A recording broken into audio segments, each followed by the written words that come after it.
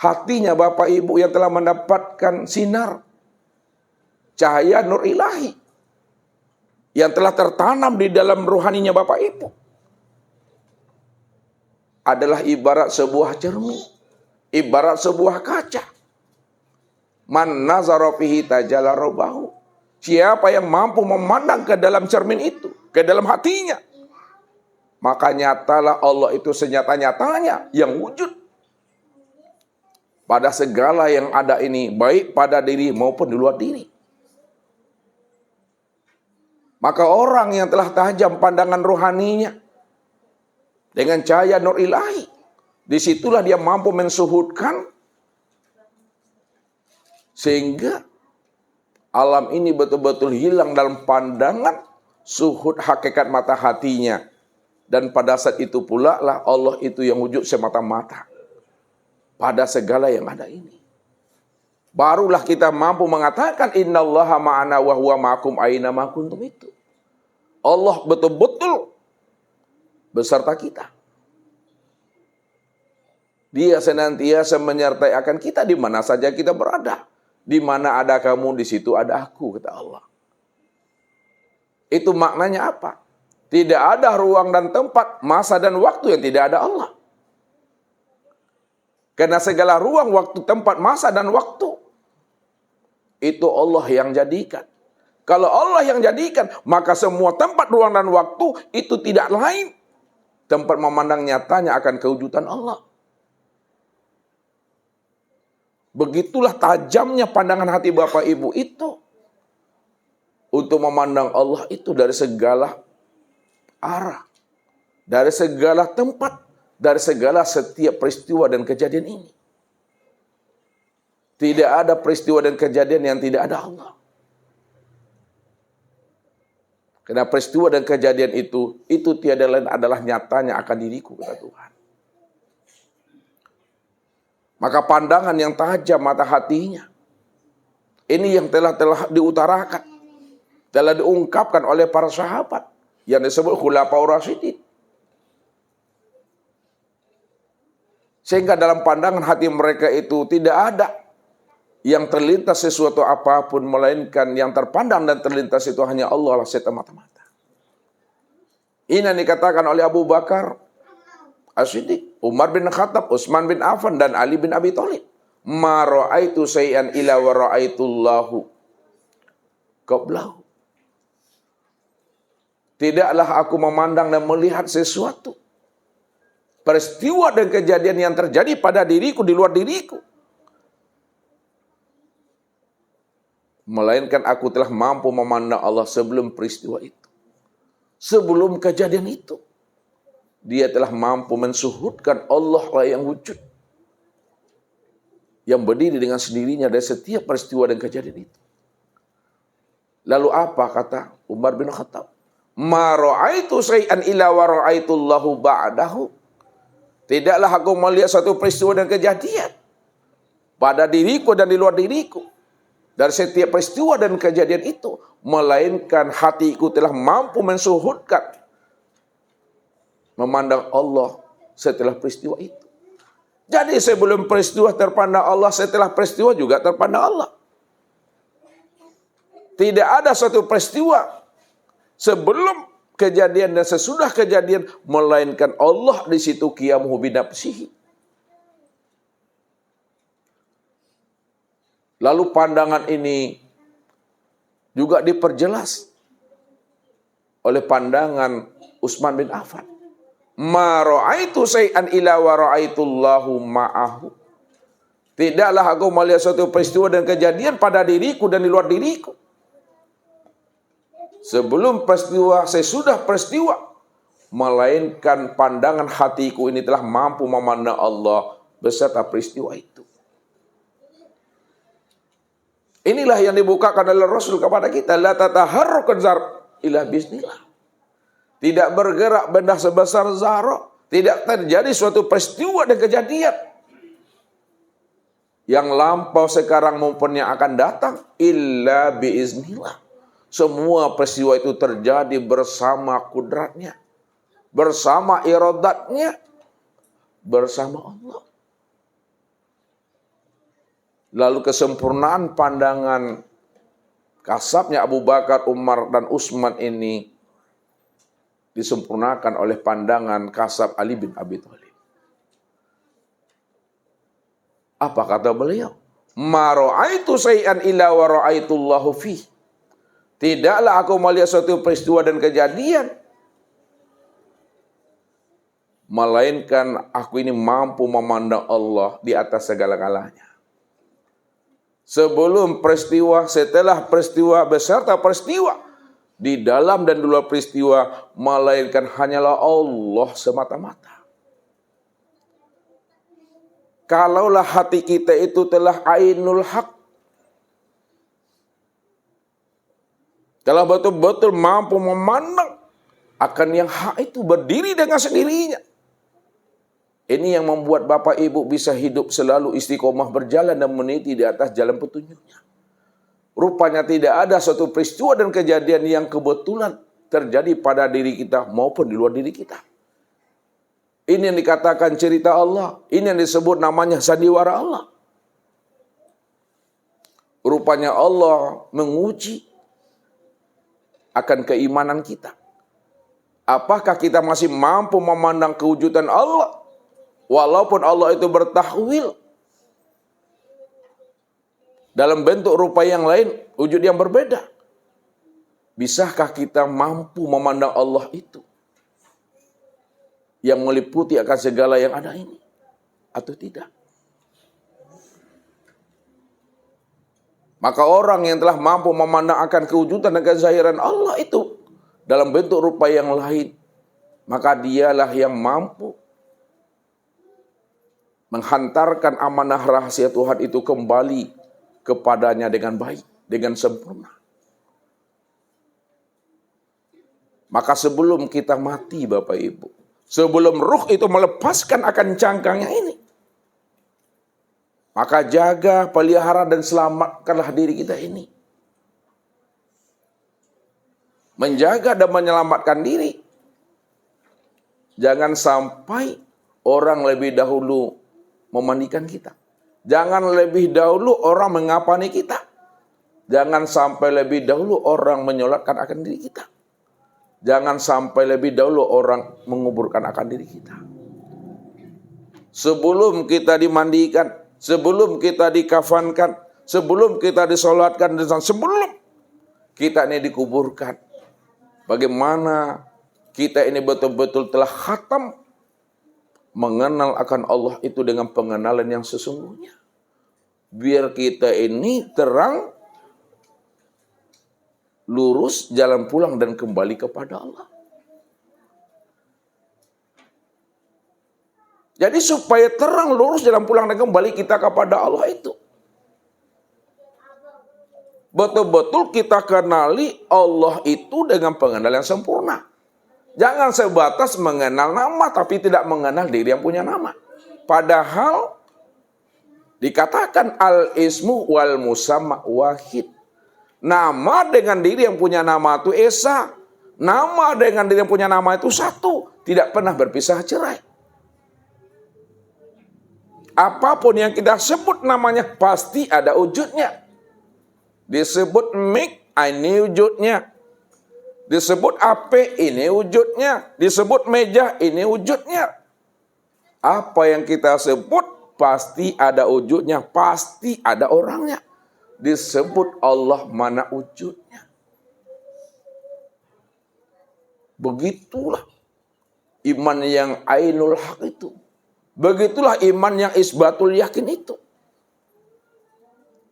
Dipejamkan pun mata, dia mampu memandang, menyaksikan Allah. Dibuka pun mata, dia juga mampu memandang dan menyaksikan Allah. Tidur pun dia mampu memandang, menyaksikan Allah. Karena tidak ada yang wujud, yang membuka mata, yang memejamkan mata, yang sadar maupun tidak sadar, yang tidur maupun tidak tidur, melainkan hanya dia semata-mata. Memangnya ada wujud yang lain daripada selain dirinya? Tentu nggak ada. Makanya orang yang telah sampai kepada maqam Tuhan, disitulah sebenarnya Nabi mengatakan man arafallah fahuwallah. Barang siapa yang telah mengenal Allah, Allah cuma yang wujud. Wujudnya itu adalah mutlak, wujudnya itu hakiki. Bahwa Allah, maka dialah yang Allah itu. Yang wujud itu dialah itu.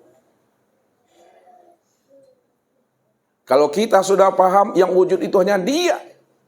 Dia semata-mata, dia secara mutlak. Kalla lisanahu. Barulah keluh lidah kita ini. Keluh itu Bapak Ibu artinya kata yang tiada terkatakan.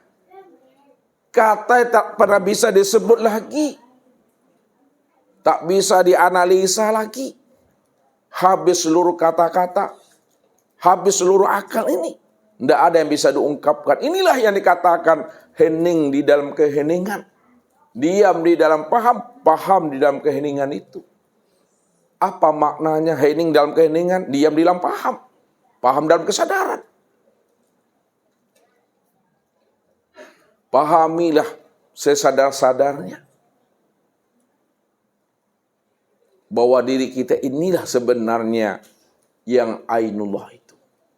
Diri Bapak Ibu inilah yang dikatakan namanya ainullah. Nyatanya Allah. Jadi tak kemana-mana Bapak Ibu mencari dan menemui Allah. Sangat mudah mencari dan menemui Allah.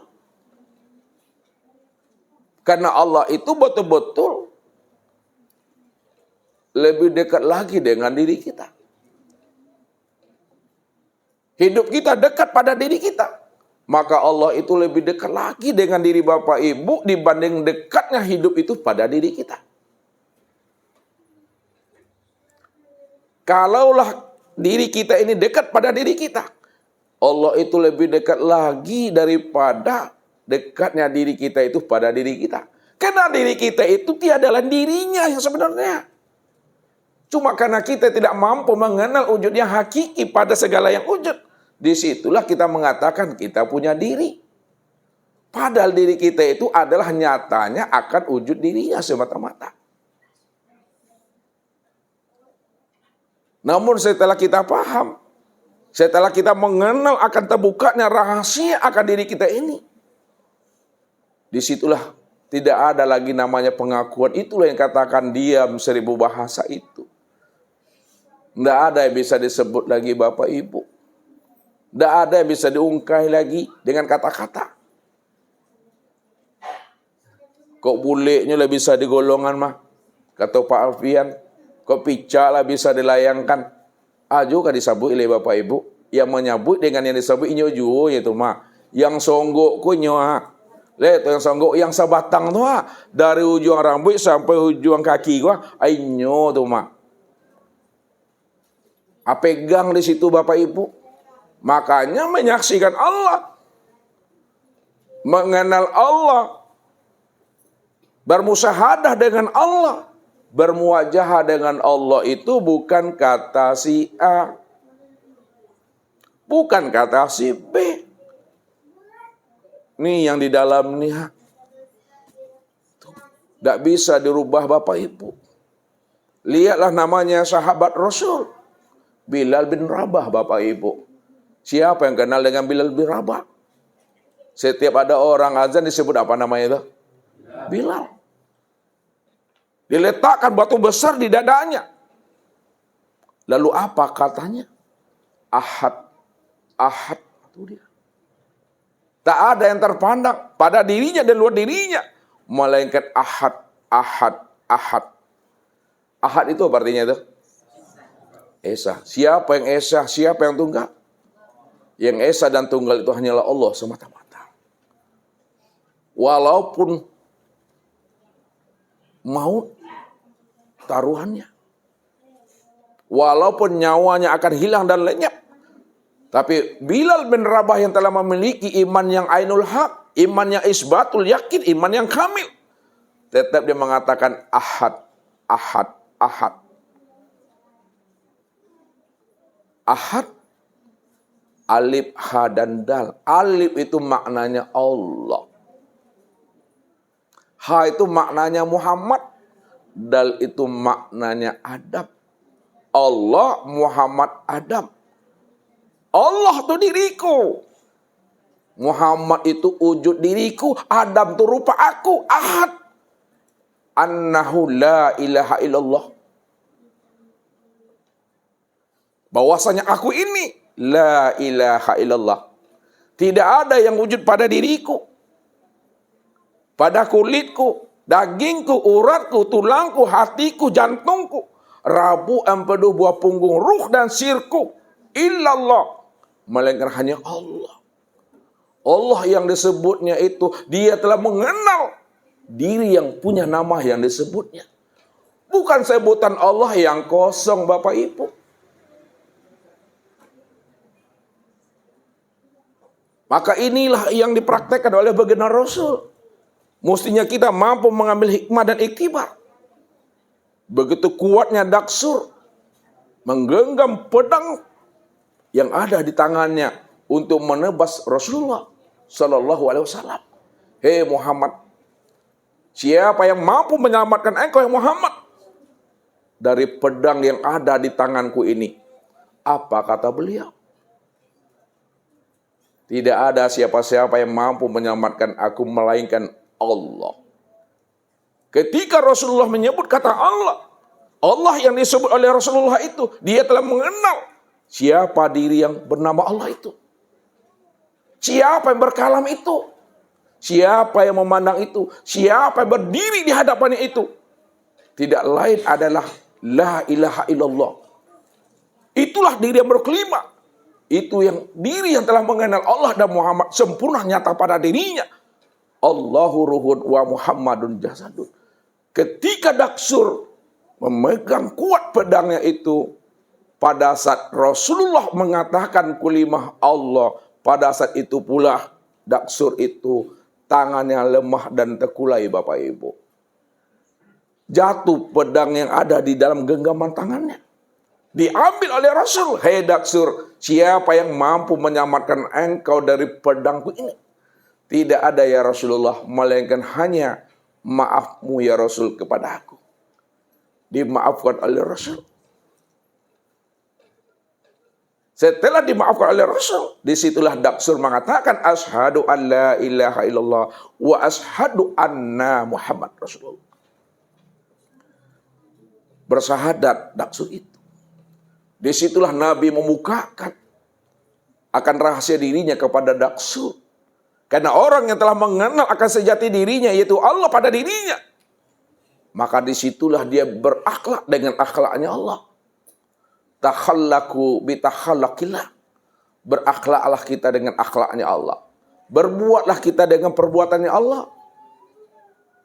Berkatalah kita dengan katanya Allah itu. Disitulah Rasulullah betul-betul menjadi uswatun hasanah. Contoh dan teladan yang terbaik bagi umat ini. Sehingga hidup beliau itu betul-betul rahmatan lil alamin dan rahmatan fil alamin. Dengan maaf yang diberikan oleh baginda Rasul kepada Daksur, Daksur pun masuk Islam. Disitulah dia mengenal siapa Rasulullah itu. Siapa akan dirinya. Makanya orang yang telah bermakrifat kepada Allah, orang yang telah mengenal akan rahasia dirinya, insya Allah dia betul-betul menjadi suluh bendang dalam nagari, Bapak Ibu. Tai pek batanya pulang tanpa berita. Menjadi setawar sedingin bagi kawannya, bagi sahabatnya dan bagi keluarganya. Menjadi pohon gadang, Bapak Ibu, tanpa belinduang ketika kepanean, sampai bata dua ketika kehujanan tadi. Inilah orang yang rahmatan lil alamin. Orang yang telah mengenal akan sejati dirinya ini. Maka supaya kita betul-betul mampu mengenal Allah yang sejati, yang seakmal diri, jalan satu-satunya lena mua Bapak Ibu berhenti jadi orang. Atusinya tuh mah. Kalau lena mua berhenti jadi orang, lainnya tuh mah. Lai bosobok yang wak cari, tapi nggak namu berhenti jadi orang, ta'amu tuh. Lai tahu ta'amu. Takkan pernah Bapak Ibu bisa mengenalkan Tuhan. Sebab Allah katakan apa? Bila engkau adalah engkau, maka engkau tak kenal aku. Bila engkau bukanlah engkau, pasti engkau mengenal akan aku. Bila engkau telah berhenti jadi orang, Engkau dah keluar daripada diri engkau. Ketika itulah engkau mengenal yang orang itu siapa. Yang engkau itu siapa? Aku tuh, kata Allah. Walaupun orang mengatakan Bapak Ibu orang, tapi orangnya Bapak Ibu bukanlah kenyataan diri Bapak Ibu. Walaupun kita disebut insan sama orang, tapi insannya Bapak Ibu bukanlah kenyataan diri Bapak Ibu. Walaupun Bapak Ibu punya diri, tapi dirinya Bapak Ibu bukanlah kenyataan diri Bapak Ibu. Lalu siapa diri, siapa insan, siapa orang? Itu tiada lain adalah ainullah. Itu nyatanya aku, kata Allah. Maka hilangkanlah diri kita ini. Hapuskan diri kita ini. Kalau diri telah hilang, diri telah hapus. Maka barulah Bapak Ibu bisa mengenal akan Allah itu. Jadi malam ini Bapak Ibu kita mencoba bagaimana cara menghapuskan diri kita di hadapan Allah. Sehingga Allah pun tidak mampu memandang akan kewujudan diri Bapak Ibu itu. Walaupun Allah itu maha melihat, tapi Allah tidak akan pernah bisa dan mampu memandang akan kewujudan diri Bapak Ibu itu. Inilah malam ini Ustaz akan bukakan rahasianya ilmu sapi ciang sebelum mati sedetik sebelum pulang. Le ngerti itu? Sapi cing. Itu sapi cing? Hah? Sakit dip sebelum mati sedetik sebelum payi. Aku ilmu yang awak kaji wah. Kalau ndak tembus Bapak Ibu, ndak dapet pahamnya Bapak Ibu, ajan pulang ke Batam dulu. Ajan pulang ke Bengkalis dulu. Jangan pai pulau dulu ke Kampar. Ada pekan ilmu sepici yang sebelum mati, sedetik sebelum pulang tuh. Kok lah dapet tuh kok matilah le. Jadi kok tahu jawabannya Bapak Ibu? Tunggulah pesan-pesan berikut ini. Jadi ini yang dikatakan oleh Rasul, ya. Karena mengenal Allah itu Bapak Ibu 5 sih jalannya semua. Ya. 5 jalan mengenal Allah, 5 jalan untuk berjumpa Allah, 5 jalan untuk bermusyahadah dengan Allah. Dari yang 5 jalan itu awak buka laci atau 2 jalan sih nyatulah cukui itu mah. Ya, kalau sama ustaz Bapak Ibu kalau mengkaji Tuhan kau menurut selera Bapak Ibunya, Bapak Ibu ingin masak di batang atau masak di karbit terserah Bapak Ibu sih itu mah. Kalau masak di karbit tentu maninya itu tidak selama mani di batang dong mah. Ya kan? Kok dimakan pisang tuh ya mentalan sih mah. Masalah lama nak lama tuh beko, yang penting kenyang. Kalau Ustadz tahu seperti itu Bapak Ibu. Ustadz kalau ngasih ilmu ini betul-betul dari dasarnya. Jadi kita hantarkan ilmu ini kepada anak, kepada keluarga kita, jelas tuh. Ya. Jaleh wujud barang tuh tahu sia yang punya. Ya. Begitu kita mesti memahami. Rasulullah juga begitu. Makanya Nabi mengatakan khatibun nas ala khadri ikulihim. Sampaikanlah ilmu itu sesuai dengan takaran kemampuan seseorang tadi itu. Tengok dosisnya. Ya, ada dosisnya tuh mantari, ada dokter spesialis itu. Ya, jadi kita mencoba bagaimana Bapak Ibu betul-betul keluar dari diri sendiri tanpa disentak oleh malaikat Israel. Jangan ditunggu dijapui dulu baru pulang. Kalau nggak dijapui, nak mau pulang dah. Itu tepaso tuh. Orang yang pulang kembali kepada Allah tepaso tuh seperti apa kata Rasulullah? Seperti kambing yang dikupas kulitnya hidup-hidup. Seperti benang sutra yang tersangkut dari kawat duri. Seperti 300 kali bacokan pedang atu yang pulang tapaso tuh Bapak Ibu. Ya. Awak jangan sampai pulangnya tapaso. Rindu hendaknya awak Bapak Ibu. Kok ada orang soleh mati irinya awak Bapak Ibu. Jangan takut lo nyawa. Orang yang takut mati itu karena nyawa merasa hidup itu mah. Padahal awak ndak hidup ndak lo mati lo mah. Ya, hidup dan mati awak itu karena kudratillah wal iradatillah. Kenapa Bapak Ibu? Karena sejak mula jadinya Bapak Ibu tidak pernah ada. Kapan Bapak Ibu sejak mula jadi ini tidak pernah ada? Sejak Allah itu wujud, ketika itulah kita tidak pernah ada. Karena Allah itulah wujud yang awal. Ya. Nggak ada wujud yang awal selain pada dirinya. Awalnya Allah itu qiyamuhu binafsihi. Siapa itu wujud yang awal itu yang qiyamuhu binafsihi itu? Kalau awak nak namu berhenti jadi orang, tak akan pernah awak bisa mengenal Tuhan itu dah. Jadi sebelum mati, kembalikan dahulu diri itu. Ini yang dikatakan oleh Nabi.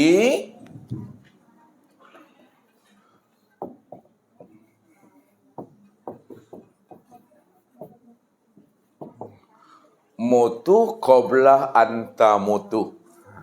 Mutu apa artinya? Apa? Matikan dirimu, bukan kutu dah.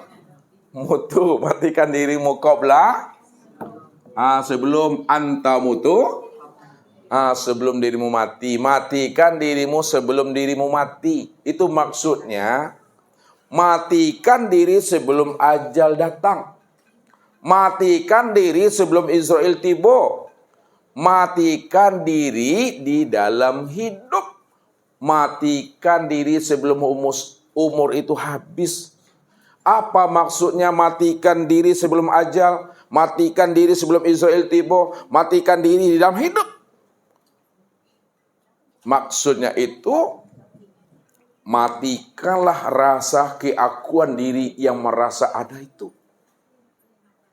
Ini yang disebut namanya dengan fana.